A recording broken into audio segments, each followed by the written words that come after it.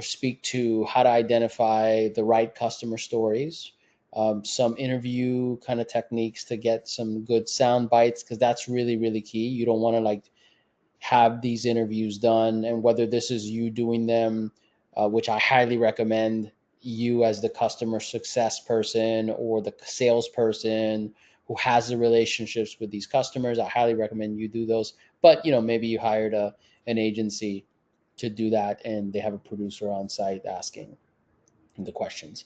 We'll speak to kind of some of those uh, ways that you can ask those questions.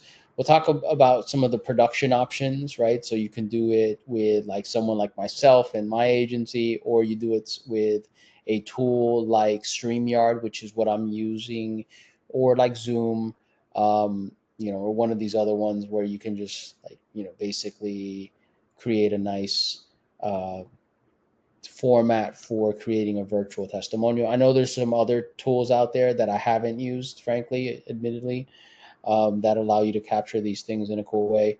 And then lastly, how do you actually like repurpose the content right out there? So let me go ahead and speak to kind of the first piece, which is like, how do you get those great customer stories? I mean, some of this stuff, at least for me, seems, kind of basic and common sense, but we'll touch on it.